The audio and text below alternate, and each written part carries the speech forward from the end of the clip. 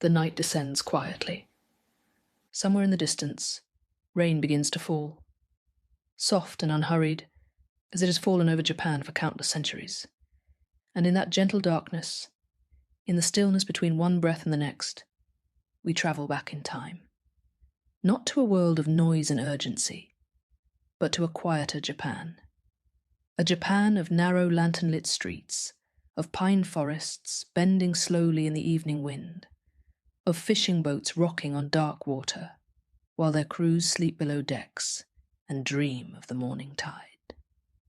We go back to the early 19th century, to a small domain on the island of Shikoku, where a boy was born who would one day change the course of a nation, and yet who never lived to see the world he helped to create. His name was Sakamoto Ryoma. He was born in the 11th month of 1836 in the castle town of Kochi, in what was then known as Tosa domain.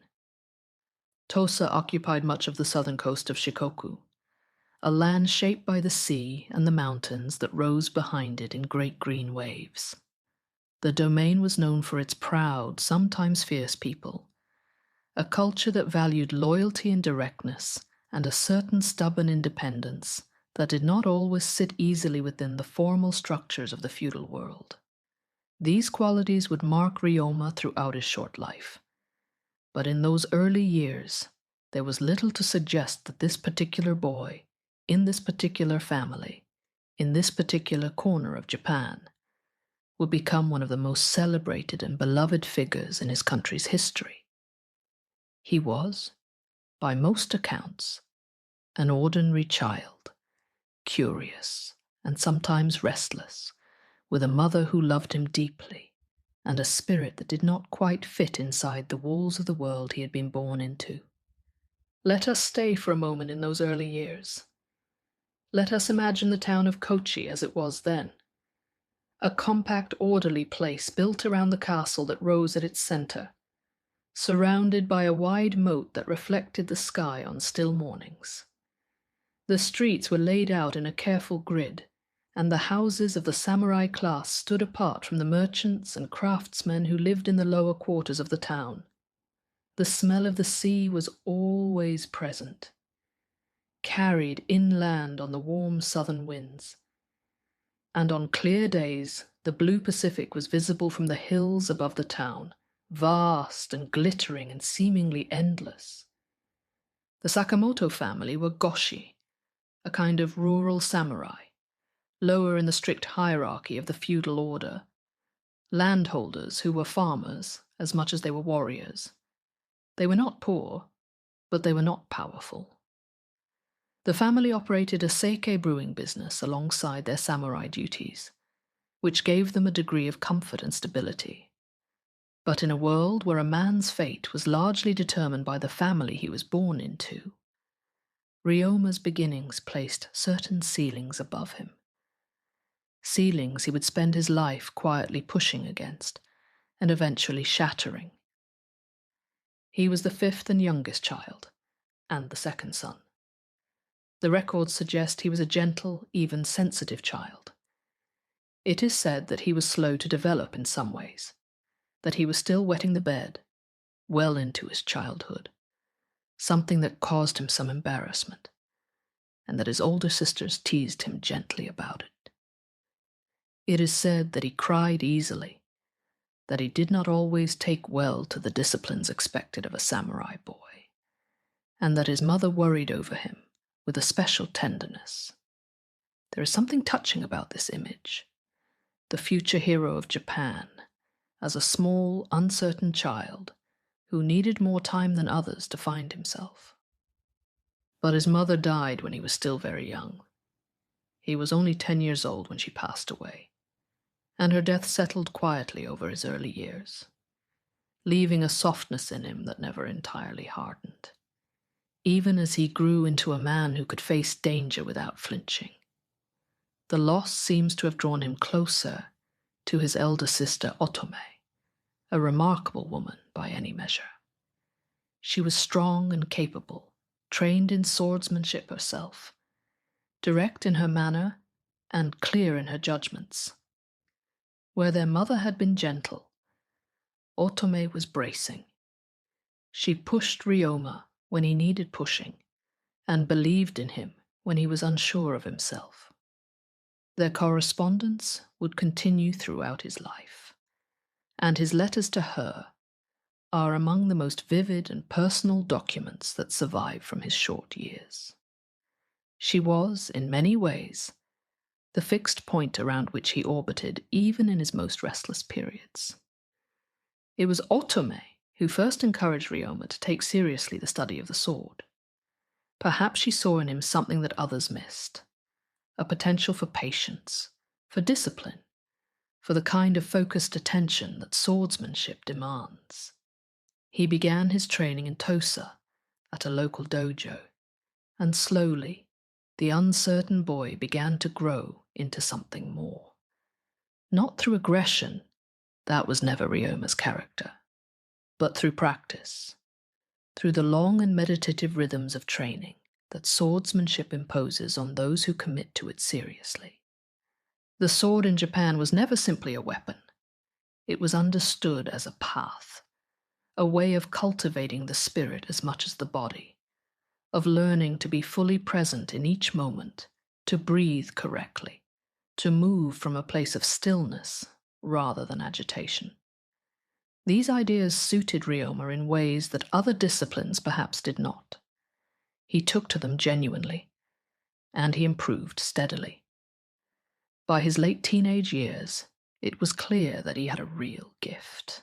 He had moved through the foundational levels of his training and showed enough promise that it was decided he should pursue more advanced study. And so it was arranged. At the age of 19, in the early months of 1853, Sakamoto Ryoma was permitted to travel to Edo, the great city we now call Tokyo, to continue his formal training at one of the capital's prestigious schools of swordsmanship. Close your eyes for a moment and imagine the journey. 19 years old, leaving the sound of the southern sea behind, walking northward along the roads of Japan in the early months of the year. The Tokaido Road, which connected the western provinces to the capital, was one of the great arteries of the country, traveled by merchants and pilgrims and government officials, lined with tea houses and small inns where travelers could rest and take a bowl of something warm. The countryside would have been quiet in those early months, the rice fields still bare from winter, the mountains patient in the distance with their caps of snow. Ryoma had never been so far from home. But he walked steadily, as he would always walk, not rushing, but not stopping either, covering the distance one day at a time, arriving slowly in the north. Edo in those years was one of the largest cities in the world. It is estimated that over 1 million people lived there. A vast, intricate city of canals and wooden buildings, of great merchant houses and modest tenements, of samurai in formal dress moving along the wider avenues, and commoners in simple cotton robes crowding the markets and the temple precincts. The city hummed with life at all hours, with the sounds of commerce and prayer, of children and animals, and the rhythmic clatter of wooden clogs on stone. It was nothing like Kochi. Everything was larger, louder, more layered, more complex. For a young man from a provincial domain, arriving in Edo for the first time must have been overwhelming in ways that were both exciting and disorienting. Ryoma enrolled at the Chiba dojo, one of the most respected schools of swordsmanship in Edo, founded by the master Chiba Sadakichi, and continuing under his successors. The style taught there was Hokushin Itoryu, a rigorous and technically demanding tradition that emphasized practicality as much as elegance. He trained there with great dedication, returning each day to the long wooden practice hall, to the discipline of repetition, to the slow accumulation of skill that cannot be hurried. He rose through the ranks steadily, and earned genuine respect from his teachers and fellow students. By some accounts, he achieved the highest rank available to an outside student, a significant accomplishment that speaks to the seriousness of his commitment and the depth of his talent. But something else was happening in Edo that very same year, something that would change not just Ryoma's life, but the entire direction of Japan. In the summer of 1853, in the 6th month of that year, a small fleet of American warships appeared in the waters of Uraga Bay, south of Edo. They were like nothing Japan had ever seen. Massive iron vessels, dark and enormous, moving without sails, propelled by steam engines that belched black smoke into the clear summer sky. They were commanded by a man named Commodore Matthew Calbraith Perry, and they carried a letter from the President of the United States, requesting, in terms that were politely worded, but backed by considerable naval firepower, that Japan open its ports to American trade and diplomacy. Japan had been largely closed to the outside world for over 2 centuries, under a policy established by the early Tokugawa shoguns that had restricted foreign contact to carefully managed channels. Most Japanese people had never seen a Western ship, let alone one of this size and evident power. And now here were 4 of them, anchored in the bay, their cannons clearly visible from shore, their purpose unmistakable. The shogunate, uncertain how to respond, asked Perry to wait for an answer and sent him away. But everyone understood that he would return. The ships came to be called the Black Ships, Kurofune, and the fear and wonder they inspired spread quickly through Edo and beyond. The arrival of the Black Ships cracked something open in Japanese society, made visible a vulnerability that many had quietly sensed but not wanted to name. Japan, for all its order and its culture and its ancient traditions, was not militarily prepared to resist the Western powers, if those powers chose to press their demands by force.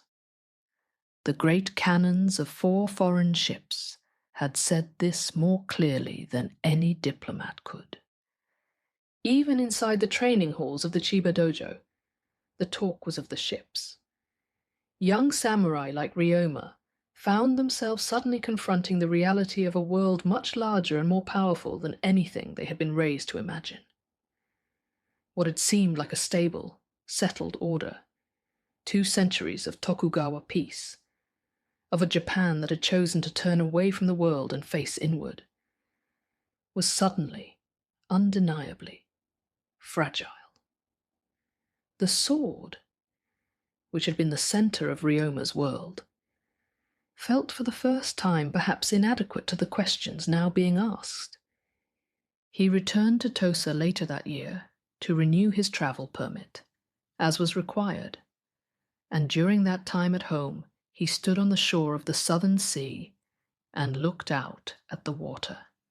It was the same sea he had grown up beside, but it seemed different now, larger, more full of both possibility and threat. He would return to Edo and continue his training, but something had quietly shifted in him. He was not yet sure what to do with the shift, but he felt it, the way you feel a change in weather before the clouds have fully gathered.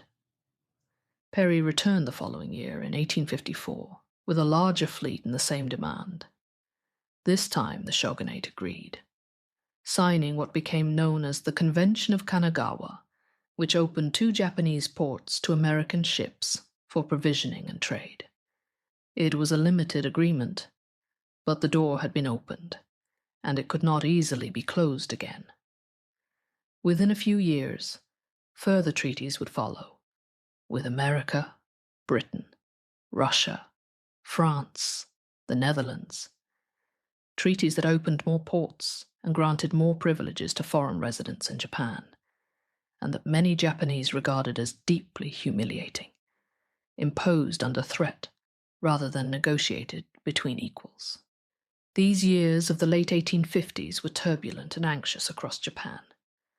In Edo, Debates raged among the samurai and the scholars and the merchants about what the country should do. Some argued for accommodation, for engaging with the Western powers cautiously and strategically, building Japan's strength while preserving as much of the traditional order as possible. Others argued for resistance, for expelling the foreigners entirely, using force if necessary, protecting Japan from what they saw as a fundamental threat to its culture and its sovereignty. And others, a smaller group but a prescient one, argued for something more radical, that the shogunate itself was the problem, that only by restoring power to the emperor and fundamentally restructuring Japan's governance could the country find the strength to meet the modern world. Ryoma, back in Edo and continuing his training, was absorbing all of these debates. He read, he listened, he argued with friends in the evenings when the training was done. He was forming his views slowly and through genuine engagement with the complexity of the question, not by accepting any single position entirely, but by trying to understand what was true and what was possible. This was characteristic of him, a kind of empiricism of the spirit, a willingness to keep questioning rather than settling into certainty before the evidence warranted it. Over the following years, Ryoma continued his life in the world of swordsmanship and samurai culture. He completed his training at the Chiba dojo and established himself as a genuine practitioner of the martial arts. But he was also, quietly and steadily, becoming something more than a swordsman. He was reading whatever he could find. He was listening to conversations that ranged far beyond the technical questions of combat.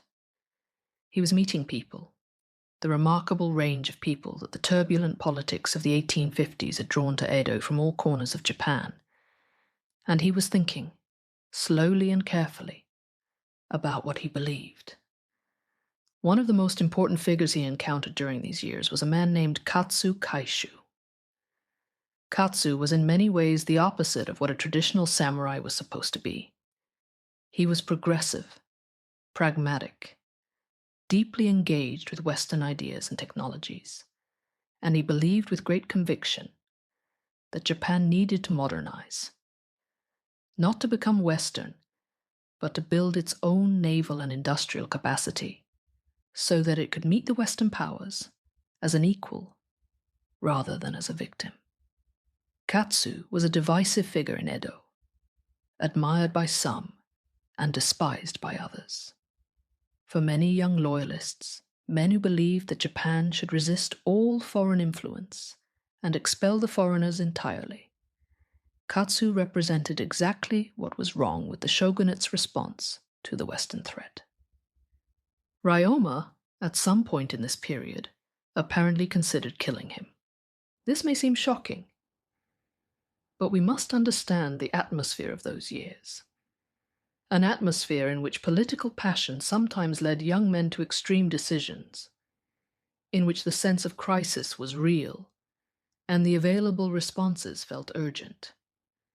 Ryoma, like many young samurai of his generation, held strong views about the foreigners, and about those who seemed willing to accommodate them.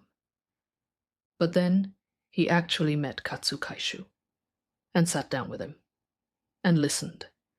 What Katsu said in that conversation, we cannot know with certainty, but its effect is clear enough from what followed.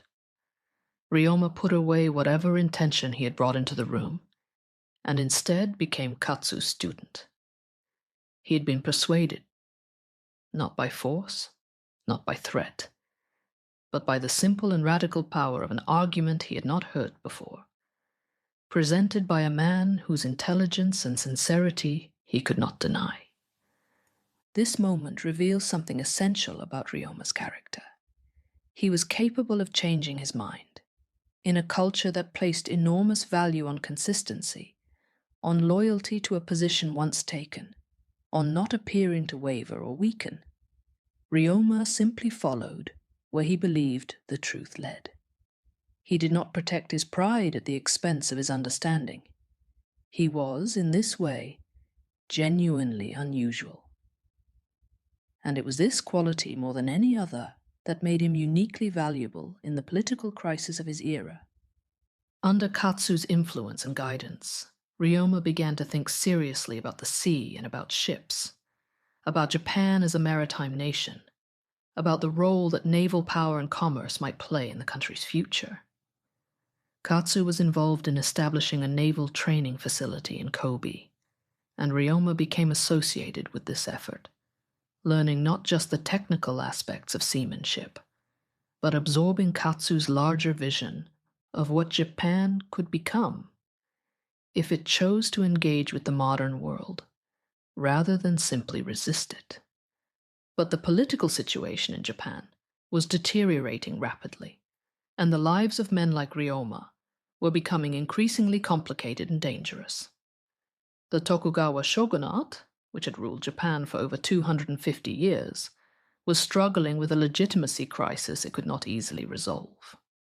The Western pressure for open ports and treaties had forced it into agreements that many Japanese considered humiliating. The domains that had long chafed under Tokugawa authority, particularly the powerful southwestern domains of Satsuma and Choshu, were growing bolder in their opposition. And across Japan, a movement was building among samurai who believed that the solution was to restore the emperor to real political power, ending the shogunate's long dominance of Japanese governance. Ryoma was caught in the currents of this movement. His political activities, his connections to progressive thinkers, and to men from various domains who were working against the shogunate, made him a person of interest to the authorities in Tosa. His domain expected loyalty and conformity. What Ryoma was offering was something quite different. A mind that could not be confined to a single domain's perspective. A sense of loyalty that extended to Japan as a whole, rather than to any particular lord. And so, in 1862, at the age of 25, Sakamoto Ryoma made the decision that would shape everything that followed. He left Tosa domain without official permission, effectively becoming a fugitive under the laws of the time, and severed his formal ties to his lord. He became a ronin. A ronin was a samurai without a master. The word itself means something like wave man, a person adrift on the waves, unmoored from the fixed social structures that gave a samurai his identity and his purpose. It was, in many respects, a dangerous and ambiguous thing to be. Without the protection of a domain, a ronin had no official standing, no lord to speak for him, no place in the hierarchy that governed every aspect of Japanese life. But he was also free. For Ryoma, becoming a ronin was not a defeat. It was a liberation. Without the obligation to serve any particular lord, without the constraints of domain loyalty, he was able to move across Japan in ways that no samurai in official service could. He could meet with people from Satsuma one week and people from Choshu the next. He could speak to loyalists and progressives alike, could carry ideas and proposals across the boundaries that had separated the feudal domains for generations. He could think about Japan as a whole, not as a collection of competing territories, but as a single nation facing a common challenge. In the years that followed his departure from Tosa, Ryoma built a life of remarkable mobility and connection. He traveled constantly, between Edo and Kyoto and Osaka and Nagasaki, and the various domains that were becoming centers of political activity. He gathered around him a loose network of like-minded young men, many of them also ronin, or men who had similarly broken with the formal structures of their domains, who shared his belief that Japan needed fundamental change. He had no fixed home in those years. He slept wherever was safe, in the houses of sympathizers and supporters, in small inns, occasionally in the accommodations provided by the domains whose leaders he was working with. He carried what he needed on his back and left quickly when circumstances required. His life was, by conventional standards, precarious and unstable. But it was also, by his own measure, exactly the life he needed to live. A life of movement and conversation and possibility, free from the obligations and constraints that would have bound him had he stayed in Tosa or submitted to the authority of any single lord. He dressed differently from most samurai of his station. According to some accounts, he favored practical clothing over formal dress, and he is said to have sometimes worn boots of Western style beneath his kimono. A small, telling detail. He carried his sword when he needed to, but he was not a man who reached for it easily. The sword, he had come to understand, was a last resort, not a first one. The conversations he was trying to have required a different kind of attention than the sword demanded. These were not comfortable years. Japan in the early 1860s was increasingly dangerous for men who lived outside the official structures. The Tokugawa government had agents working actively to identify and suppress threats to its authority, including the Shinsengumi, an elite group of swordsmen headquartered in Kyoto, whose particular mission was to hunt down ronin and loyalists who worked against the shogunate. Ryoma moved through this world with care, never staying too long in one place, sleeping in different houses, trusting only those he knew well. He was never caught, but the possibility of capture or assassination was always present. A quiet shadow that followed him through the streets of every city. And yet, even in those dangerous years, there was a warmth to Ryoma that the historical accounts make very clear. He was not a cold or calculating man. He was not primarily a political operative who had learned to wear the mask of friendship. He genuinely loved the company of people who were interesting and honest, genuinely found pleasure in a good meal and a long conversation, genuinely cared about the people he traveled alongside. He was known for a laugh that was loud and real. He wrote letters constantly, letters that survive and astonish us today, remarkable for their combination of political seriousness and personal tenderness. In one letter, he might discuss the fate of the nation with great clarity and force. In the next paragraph, he might ask anxiously whether a friend's stomach ailment had improved, or send his affection to someone's family, or describe the food he had eaten that day with something approaching delight. He was, in short, a fully human person. Not a symbol or an abstraction, but a man who happened to be living through one of the most consequential periods in his country's history, doing his best to navigate it without losing either his principles or himself. Among the many threads of his life in those years, one of the most important and most touching was his relationship with the woman who would become his wife.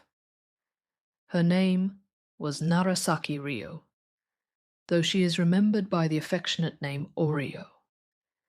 She was the daughter of a physician in Kyoto, a woman of intelligence and independence, someone who was not afraid of the uncertain and sometimes dangerous world that Ryoma moved in. According to some accounts, their meeting was dramatic. Ryoma had come to Kyoto on one of his many journeys, and he was staying in the home of a sympathizer when the Shinsengumi came searching for suspected loyalists in the neighborhood. Oryo reportedly heard the sounds of approaching men and warned Ryoma in time for him to move to safety. Whether the details of this story are exactly as they have been told in the many retellings since, we cannot say with certainty, but what is clear is that something genuine grew between them, something that could survive the uncertainty and danger of the times they were living through. They married in early 1867, and by some accounts, they took a journey together to the hot springs of Kirishima in the domain of Satsuma, what may have been one of Japan's earliest honeymoon journeys. There's something quietly beautiful about this, that in the midst of all the urgency of that period, with Japan teetering on the edge of enormous change, Ryoma and Oryo found time to travel together to the mountains of southern Kyushu, to rest in the warm waters there, to simply be together away from the noise of history. Among the records that survive, Ryoma wrote of this journey with unmistakable pleasure. He described climbing the slopes of Mount Kirishima, looking out over the landscape of southern Japan, feeling, perhaps for a moment, that the world was very large and that he was very small in it, and that this was not a frightening thing, but a peaceful one. Ryoma wrote of Oryo in his letters with real affection. He described her personality, her spirit, her way of moving through the world. He worried about her when they were apart. She, for her part, was devoted to him in ways that outlasted his short life. She never remarried after his death, and she lived into the early 20th century, long enough to see something of the Japan he had dreamed of take shape around her. But let us return to the larger story, to the vision that Ryoma was carefully, patiently building during those years of movement and danger. Somewhere in the mid-1860s, his thinking crystallized into something concrete and practical. He had come to believe, more deeply with each passing year, that the divisions within Japan, the old rivalries between domains, the suspicions and competitions that had been accumulating for generations, were going to be the nation's undoing. As long as Japan was fragmented, it could not respond effectively to the external pressures that were reshaping Asia around it. What the country needed, more than anything, was unity. And that unity would not come through force. Ryoma had no army, no domain behind him, no power of coercion. It would have to come through commerce, through the creation of shared interests, through the practical work of building relationships across the old boundaries. With this vision in mind, in 1865, Ryoma established the organization that is often described as Japan's first trading company, the Kameyama Shachu, which was later reorganized and renamed the Kaientai. It was based in Nagasaki, the city in western Kyushu, that had long been Japan's most open window to the outside world, the place where foreign goods and ideas arrived first and spread slowly inland. The organization combined commercial and political activity in ways that had never been attempted before in Japan.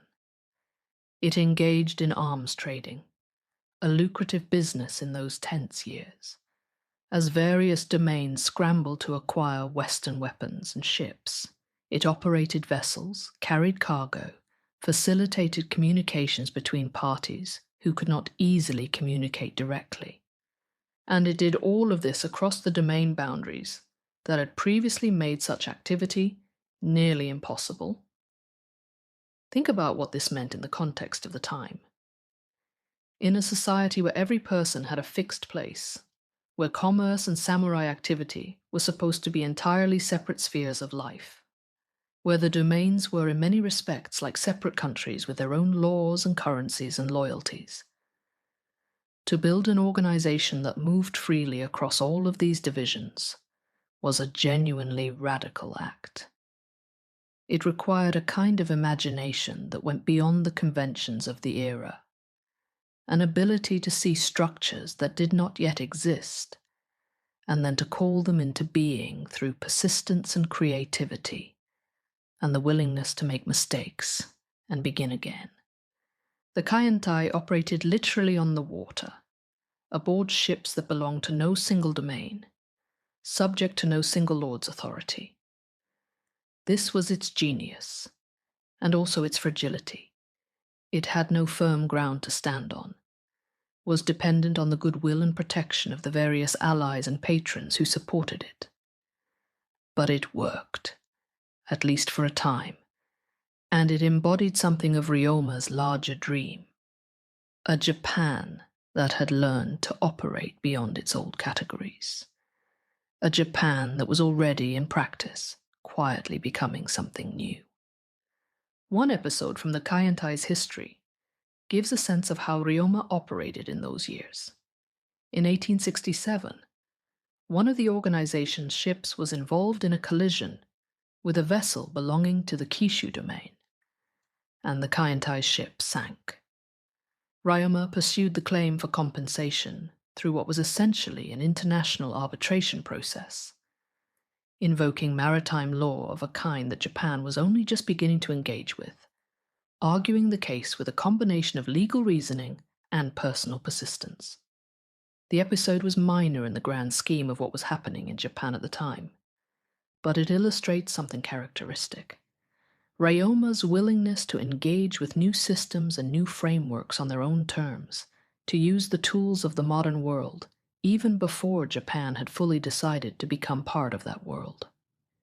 He was always slightly ahead of where Japan was, already acting as though the future he wanted had arrived, and in doing so, helping it to arrive. During these years, Ryoma was also becoming something of a mediator, a person that different sides of Japan's political conflicts found they could speak with, because he belonged fully to none of them, and yet was trusted by many. He moved between the world of the loyalists who wanted to overthrow the shogunate and the world of the progressives who wanted to modernize Japan through reform rather than revolution. He spoke to men of Satsuma and men of Choshu, to former shogunate officials who were having second thoughts, and to radical young samurai who were preparing for open conflict. He was not always able to bridge these gaps, but he was often present at the crucial conversations, the moments where the course of events was being shaped by words in a room. And then came what is perhaps the greatest achievement of his life. By the mid-1860s, the two most powerful forces opposed to the Tokugawa shogunate were the domains of Satsuma and Choshu. Satsuma was the large, proud domain in the far south of Kyushu, home to a warrior culture of great intensity, governed by capable and ambitious men, including the towering figure of Saigo Takamori. Choshu was the domain at the western tip of Honshu, similarly proud, similarly capable, with a particularly fierce tradition of resistance to authority it did not respect, and men like Kido Takayoshi among its leadership. Both domains were convinced that the shogunate's days were numbered. Both were preparing, in their different ways, for what would come after. The problem was that they hated each other. Their rivalry was old, rooted in history and competition, in different visions of Japan's future, and who should lead it there. More immediately, they had been on opposite sides of various incidents during the chaotic years of the early 1860s, and real grievances had accumulated on both sides. Even the men who understood intellectually that they needed to work together found it nearly impossible to overcome the emotional weight of that history. Pride is not easily set aside. Trust, once broken, is not easily rebuilt. And yet, if Satsuma and Choshu remained divided, the opposition to the shogunate would remain fragmented. Individual domains acting alone could not overthrow the Tokugawa government. But together, with their combined military capacity, their shared determination, and the legitimacy that such an alliance would lend to the movement to restore imperial rule, they might be able to change everything. Ryoma understood this. He had understood it for some time, and he decided to try to build the bridge. What followed was months of patient, careful negotiation, traveling between the two domains, meeting with their respective leaders, building the personal relationships that make political agreements possible. He was finding the shared ground beneath the antagonism, the interests that both sides had in common, even when their pride made it difficult to admit it. He was not alone in this effort. The leaders of both domains were themselves ready for such a conversation, in their hearts, if not yet publicly. But they needed someone who could stand between them, someone that both sides trusted, someone who had no stake in either domain's pride. Ryoma was that someone. The Satsuma-Choshu Alliance was concluded in early 1866. It was, in retrospect, one of the decisive moments in Japanese history, the hinge on which the Meiji Restoration would turn. Without it, the forces opposing the shogunate might have fought among themselves as much as against their common enemy. With it, a united front was possible, and the Tokugawa government's position became, slowly and then suddenly, untenable. Ryoma had helped make this happen. A ronin. A man from a minor samurai family in a provincial domain, with no official standing, no domain behind him, no formal political authority of any kind. He had done it through relationships, through trust, through the capacity to listen carefully to people who disagreed with each other and find what they held in common beneath the disagreement. By the late 1860s, events were moving quickly. The shogunate was in serious decline. Its last shogun, Tokugawa Yoshinobu, a man of genuine intelligence, who seems to have understood that the old order could not be preserved, and was seeking a way to transition to something new, without the country descending into full-scale civil war. In the 10th month of 1867, he formally announced his intention to return political power to the emperor, an act that was both a concession to the forces against him and an attempt to find a graceful path through an impossible situation. Ryoma was at the center of the conversation surrounding this moment, helping to think through what it meant and what should follow. He was also, characteristically, still himself. Still the man who laughed and worried about his friends and thought about the sea and dreamed of sailing the world once the great work of his life was done. He is said to have spoken during those final months about his plans for after the Restoration, of leaving politics behind, of going back to the sea, of establishing a trading company that would carry Japanese goods to distant ports and bring the world back to Japan. Whether this was a genuine plan or a dream that helped him get through the harder days, we cannot say. But it fits the man as we understand him. Not seeking a seat of power in the new Japan he had helped to make, but simply wanting to be free again, to be on the water, to move toward the next horizon. In the same period of tension and possibility, Ryoma was also writing, drafting ideas for what the new Japan should look like after the transformation was complete.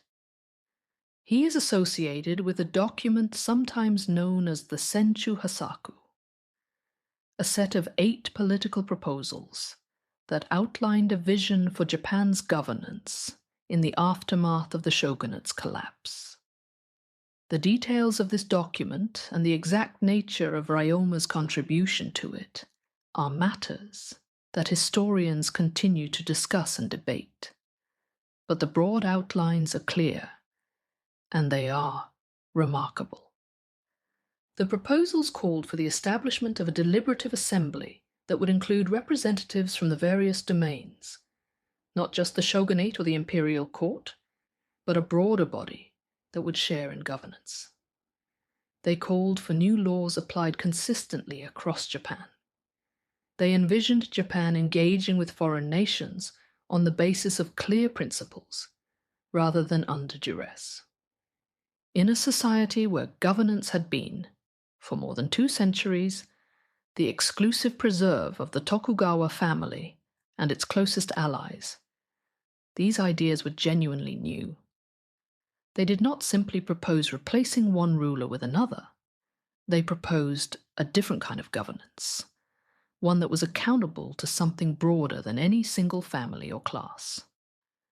Ryoma was not proposing Western-style democracy in any fully developed sense, but he was thinking in a direction that pointed that way, imagining a Japan that could govern itself through deliberation rather than through hereditary authority alone. He was 30 years old when he was writing these things. He would be 31 for only a very short time. The autumn of 1867 was a season of extraordinary tension across Japan. The shogunate was weakening visibly. The forces aligned against it were gathering. Everything felt as though it was on the edge of some enormous change. The way the air feels in the moments before a storm, heavy with electricity, full of a pressure that has not yet been released. Ryoma was in Kyoto, the city that had long been the home of the imperial court, and had become in these years the center of political gravity in Japan. He moved between meetings, drafted letters and documents, tried to help shape events that were now moving very quickly, and that sometimes felt larger than any one person's ability to steer. The 15th day of the 11th month of 1867 fell on a cool night in Kyoto.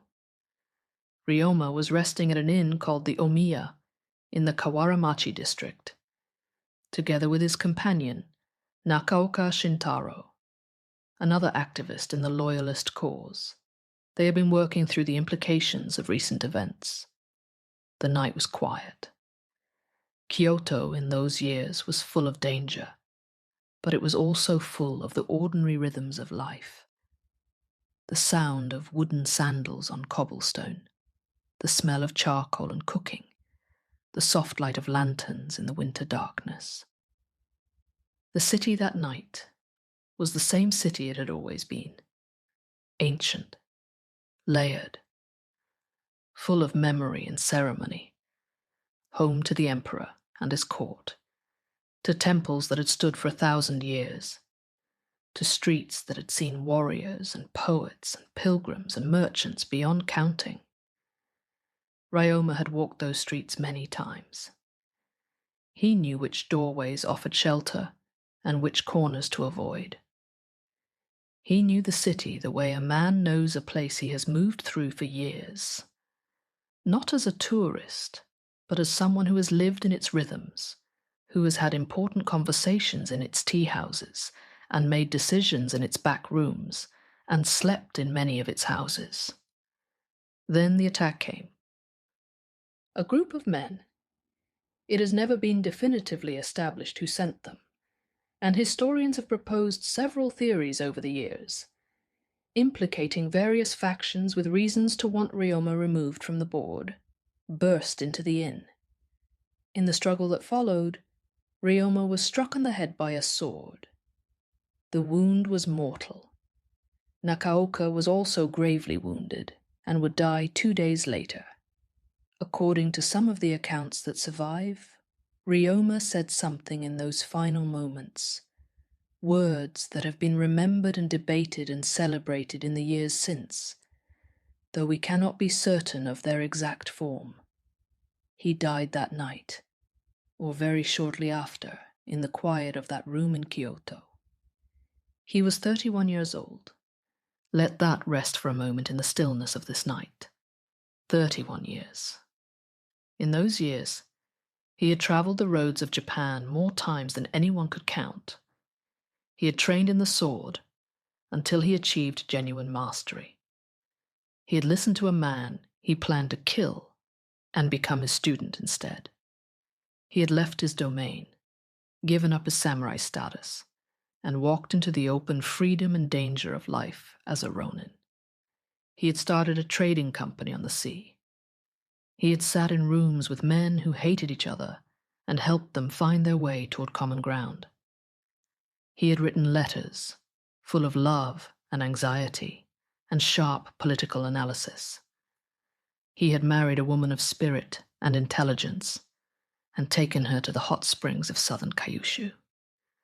He had dreamed of sailing the world. And then a sword and a quiet room and a winter night in Kyoto. The Meiji Restoration began in earnest the following year, in 1868. The shogunate was formally dissolved. Power was returned to the emperor. Japan began the extraordinary process of transformation that would reshape it in a single generation. Building railroads and factories, establishing universities and a modern army and navy, sending students abroad to learn from the Western nations, and bringing foreign experts home to teach. Within 30 years, Japan would stand among the modern nations of the world, capable of engaging with the Western powers on something approaching equal terms. The world that Ryoma had dreamed of. A Japan that had found its own path into the future was coming into being, but he was not there to see it. For a time after his death, his name was not widely known outside the circles of those who had known him personally. The new Meiji government had its own heroes, its own preferred narratives.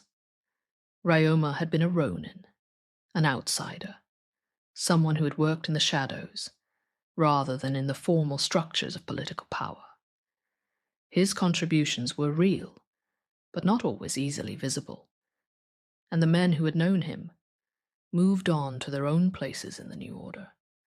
But memory has its own rhythms, and Ryoma's memory proved remarkably durable.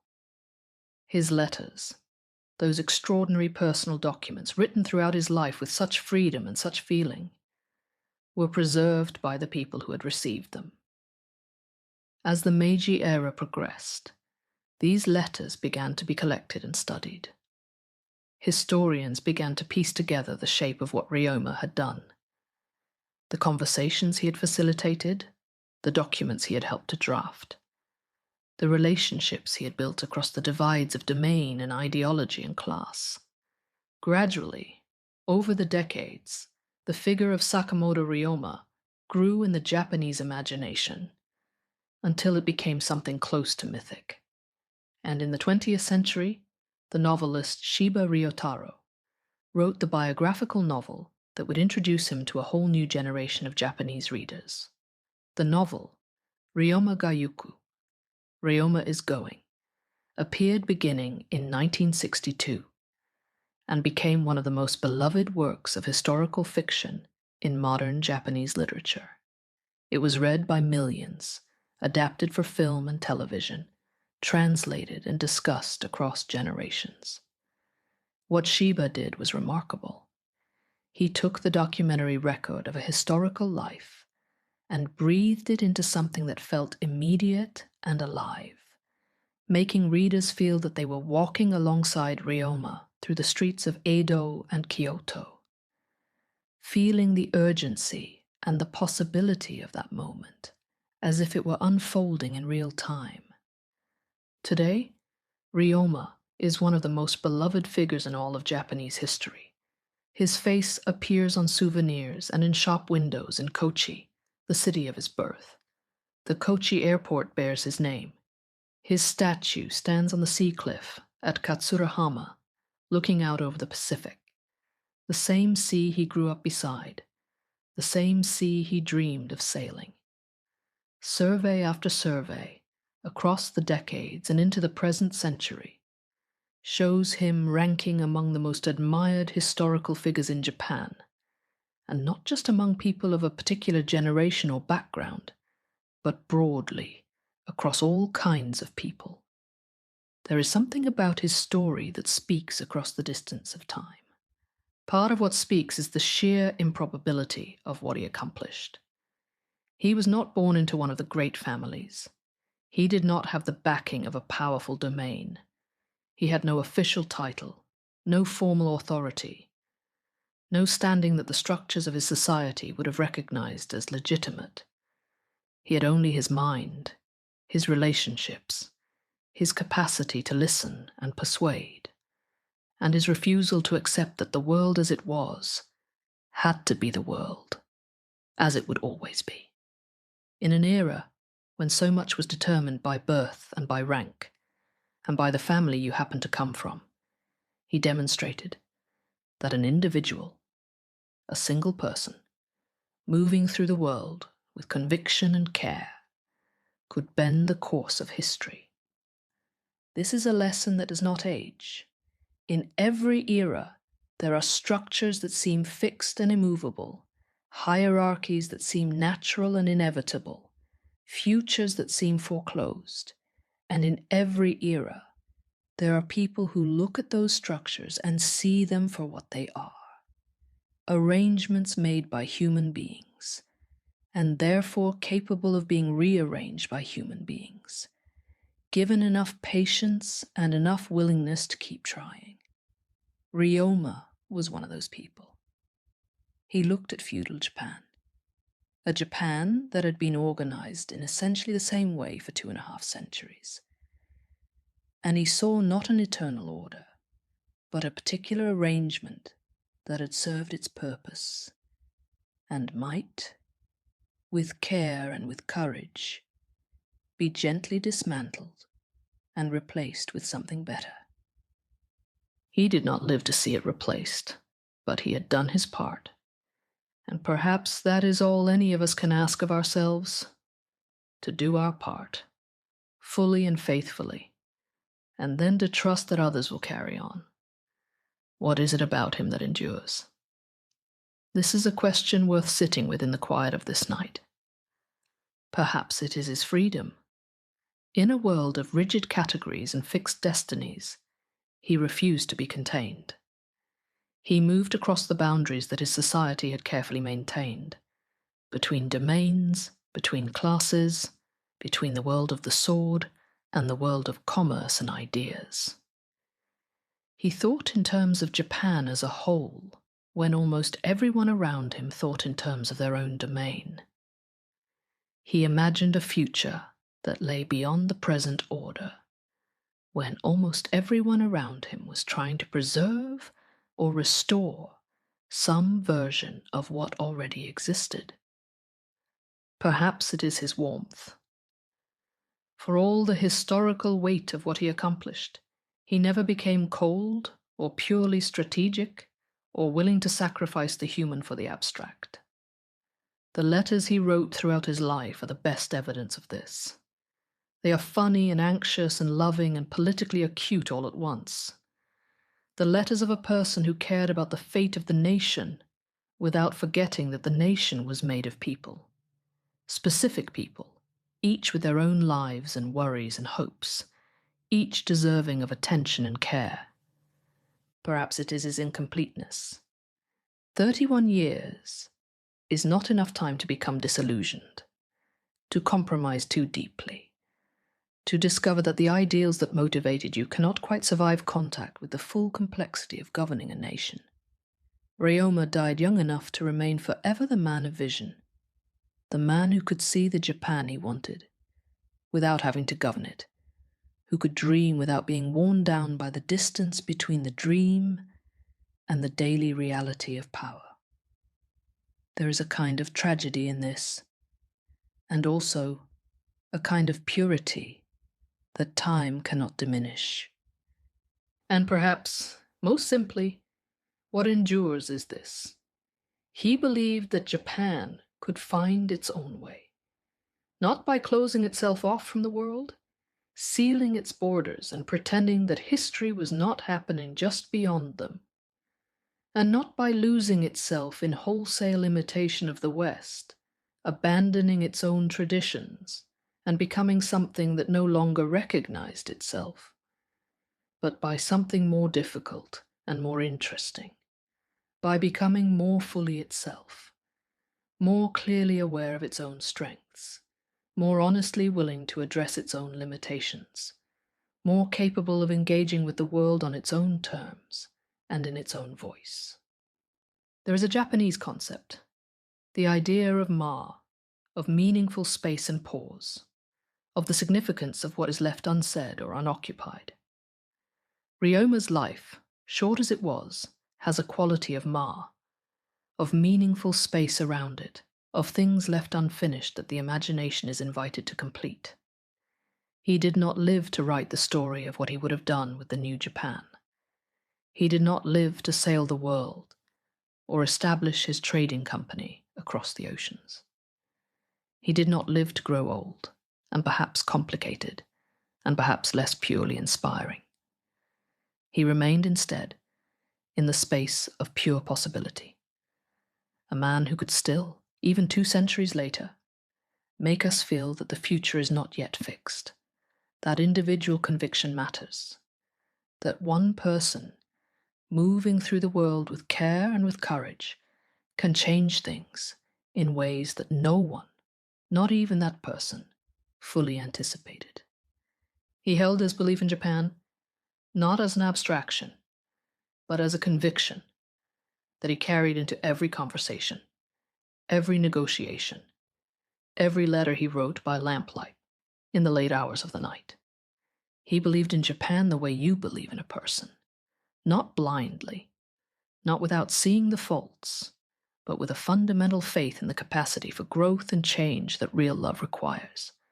And he acted on that belief, one step and one conversation at a time, until the world moved.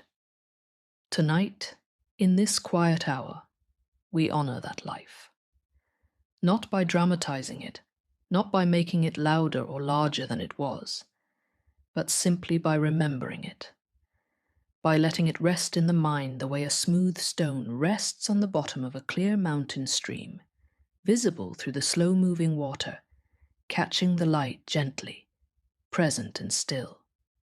Sakamoto Ryoma was born beside the Southern Sea in a domain on the island of Shikoku. He trained in the sword in the great city of Edo, while black ships appeared in the harbor and the old order began, slowly, to tremble.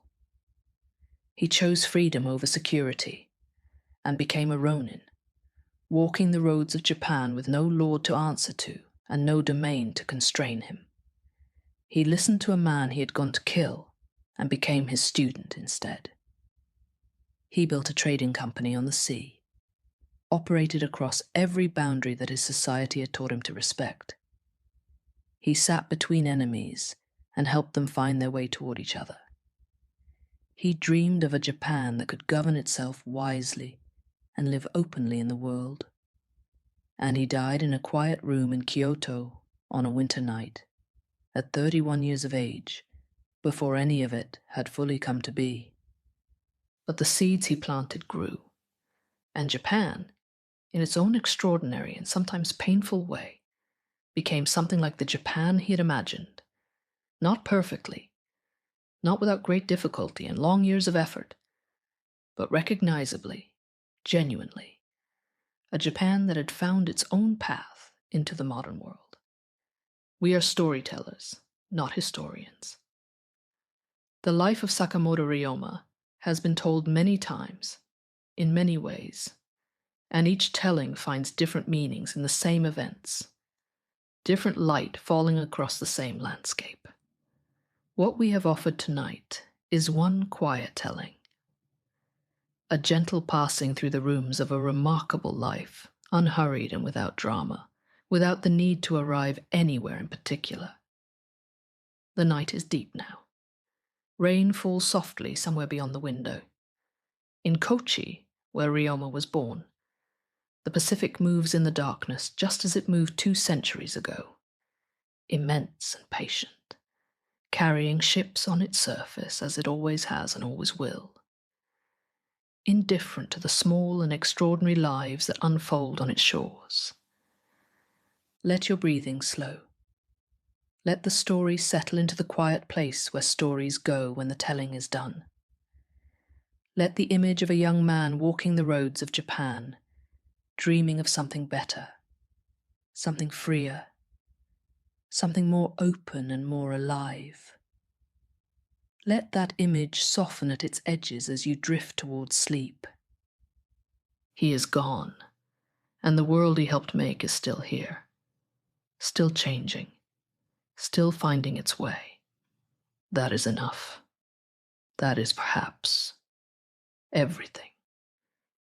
In Kochi, on summer evenings, the sun sets over the mountains to the west, and the sky turns a deep, warm shade of orange before fading into the blue of the southern night. The sea catches the last of that light and holds it for a moment, the way memory holds what it loves, gently and without urgency, not wanting to let it go entirely, but knowing that it must. And then the stars appear, one by one, and the fishing boats rock quietly on the water, and the night descends over Tosa, just as it descended over every Tosa evening for 2 centuries and more. Somewhere in the darkness, if you were quiet enough, you might almost hear it. The sound of footsteps on a long road. A young man walking north with his whole life still ahead of him. The sea at his back, and the future at the horizon, not knowing what he would find there, but walking toward it anyway, with a sword at his side and a question in his heart that the whole country was beginning to ask. The night is deep now. Now please sit back and enjoy the gentle sounds of nature,